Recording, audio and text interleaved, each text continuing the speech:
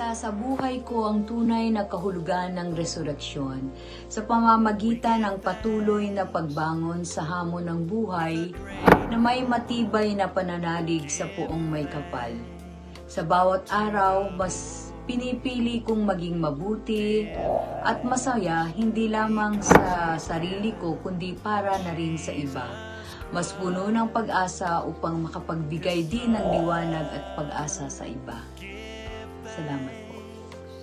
Para sa akin, ang Easter Sunday ay isang simbolo ng pag-asa dahil sa pamumuhay natin sa araw-araw, hindi talaga natin maiwasan na magkaroon ng problema, maging sa pamilya, sa trabaho o sa kaibigan.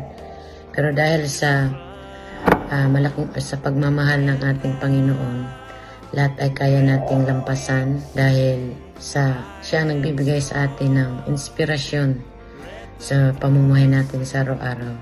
Kaya kapit lang sa Panginoon. Salamat po. Ang reflection ko po sa resurrection ay isang paalala na kahit gaano kabigat ang ating pinagdadaanan ay mayroon sa ating nag-aantay ng bagong buhay. Simbolo po ito ng pag-asa. Sa aking karanasan, napakarami ko pong pinagdaanan na halos sumuko na po ako. Pero ang resurrection ay nagbibigay mensahe sa akin na magtiwala sa mga plano ng ating Panginoon. Ang resurrection po ay nagbibigay ng pag-asa lalong-lalo na po sa ating mga kababayan na nawawala ng tiwala o pag-asa sa sarili. Sa huli po, hindi lamang po pangyayari ang resurrection, kundi mensahe po ito na may pag-asa, pagbabago, at may bagong buhay para sa bawat isa sa atin. Maraming salamat po. Para sa akin, ang resurrection ay isang paalaala sa mga sakripisyong ginawa at pagpapakasakit na ginawa ng ating Panginoong si Jesucristo. Ngunit sa tagal ng panahon na namuhay ako sa dilim, sa kamunduhan, ang akala ko ang resurrection panandali ang ritual, panandali ang okasyon ng simbahan, at pagkatapos balik na naman sa dati. Ngayon nandito ako sa komunidad na ito, unti-unti kong naunawaan kung ano ang tunay na kahulugan ng muling pagkabuhay ng ating Panginoong Jesucristo. Totoo, maraming beses pa rin akong nadadapa. Pero sa patuloy kong paglalakbay dito sa komunidad na ito, pinipilit kong maging karapat-dapat at patuloy na mapalapit sa Kanya. Salamat po.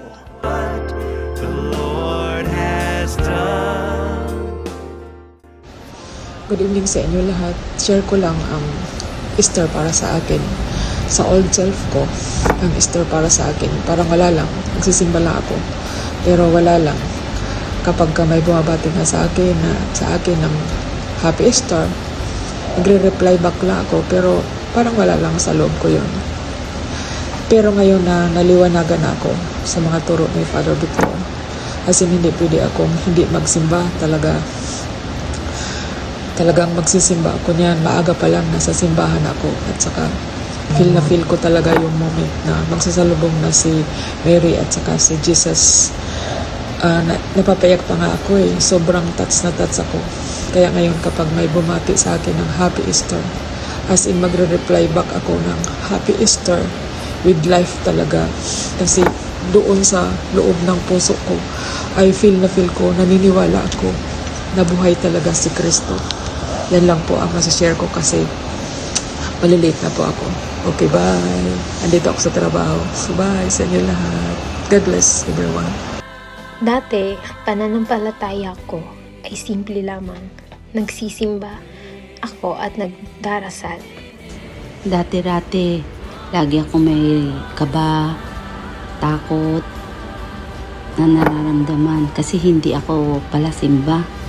Pero simula nung nagsisimba na ako tuwing linggo, nawala ang kaba, takot at napalitan ng kapayapaan. ng masaya.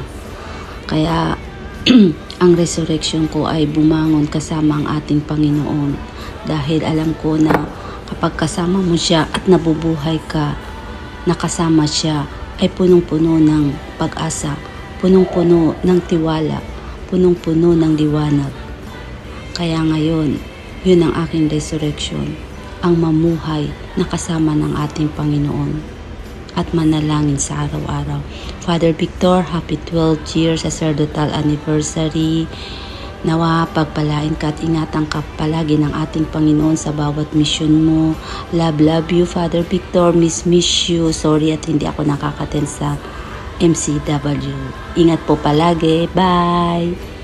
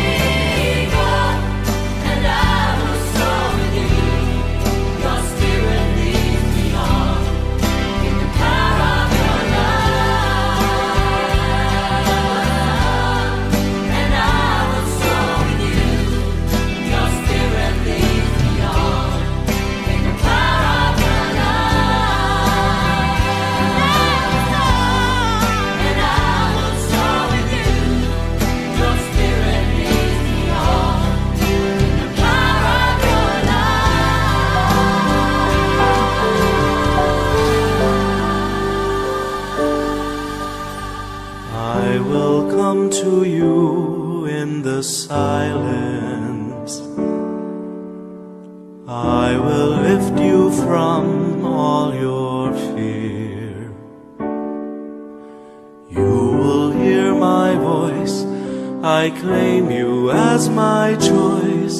Be still and know I am here.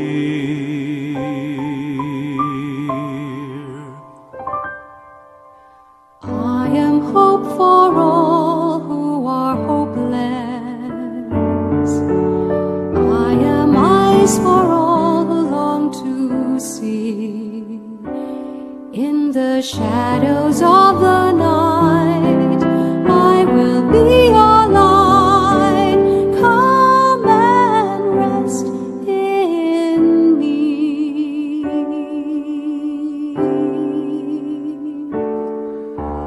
Do not be afraid, I am with you. I have called you each by name. Come and follow me, I will bring you home. I love you and you are